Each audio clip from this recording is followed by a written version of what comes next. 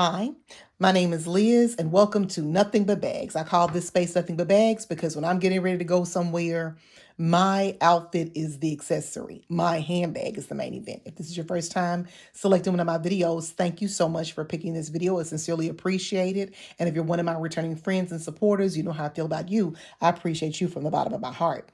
As you saw from the thumbnail and title of this video, this is a review of the Louis Vuitton Cabas Mezzo. The mezzo is the size of the bag, and the type of bag is the Cabas. Mine is a vintage Cabas Mezzo. The dimensions are on the screen here somewhere now.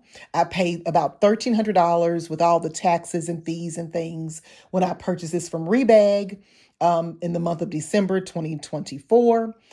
This is a vintage bag that was made in 2003. So this bag is about 20 or so years old. And I got that from the date code or the date tag inside the bag.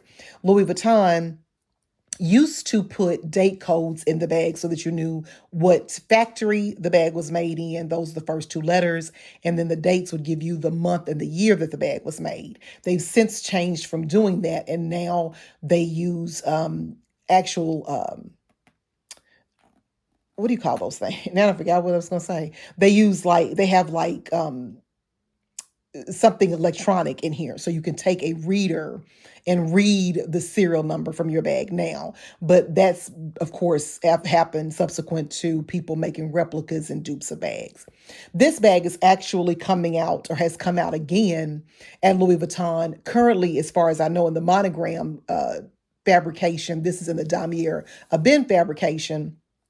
It's currently on their website now for about $2,000 some odd dollars. Somewhere on the screen now, I'm showing you the actual post on the Louis Vuitton website for this bag. It currently, as far as I know, is only available in the monogram version. But the damier Ben, of course, was available when this was created about 20 some odd years ago. One of the things that I love about this bag that's different from some of the other totes like the Louis Vuitton Neverfull is the zip closure.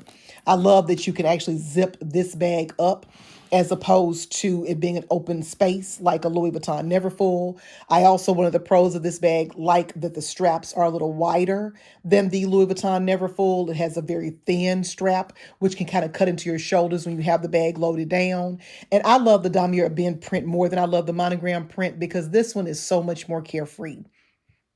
As you can see, this bag features a leather base to it that curves all around the sides. In the monogram version, this is all untreated Vachetta leather. And the bag has a tapered side, so it goes from wider to tighter on the sides. On both sides. I also like damier Ben print because different from the monogram version, it's the same on both sides. With the monogram canvas, they usually wrap the canvas around the bag so that it's upside down on one side, and of course it doesn't have that on this side.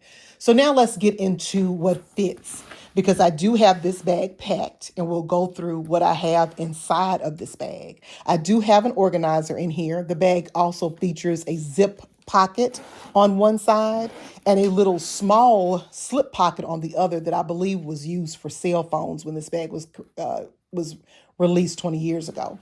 In that little side pocket, that's a phone pocket, I just have my car key here. On the outside of the organizer, I have my work laptop. It's an 11.5-inch laptop. So that was on the outside of the organizer. Inside the organizer's outer pocket, I have some candy that I just got from my mom. We went to lunch together from Aldi. I have my little red zip pouch that I got in my Felici pochette, the red empreinte leather.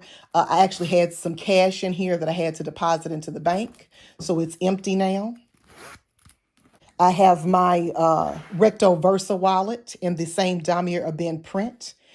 This features a pocket on the outside, a slip pocket, a zip pocket that also has the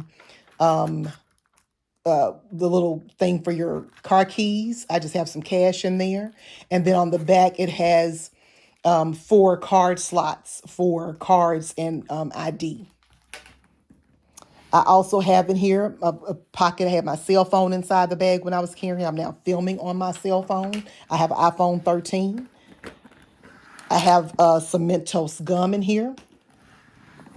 I have a Kuyana pouch.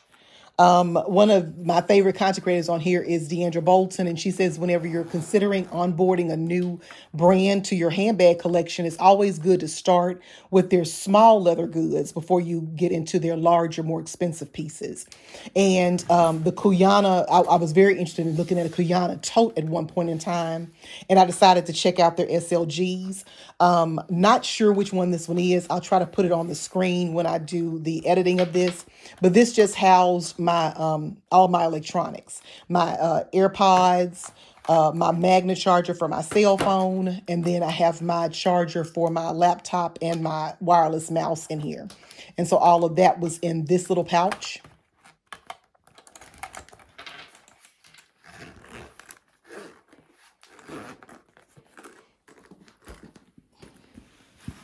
And I had my Louis Vuitton cosmetic pouch in here.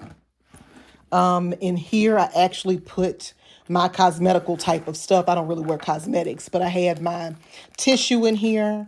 I had some Curad Band-Aids in there. I had a wipe for my glasses, some lotion, my Coach mirror that I got for Christmas from my friend Simply D. I have some hand sanitizer in here, a Touchland hand sanitizer, some picks, and several wipes, like wet ones, shout wipes, things like that. And I also had my medicine pouch in here. So all of that was in my cosmetics pouch. So I could just kind of grab this if I need to go to the bathroom or needed anything while I was out. And finally, which is weird, I had a battery in there. I need to replace all my batteries in my smoke detectors around the house.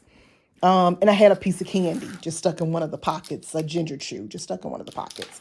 And that's it in this bag. Did I have anything in the zipper? I had both car keys. I had 2 car keys. I had my other car key as well. It was in the zip pocket. I forgot it was in there.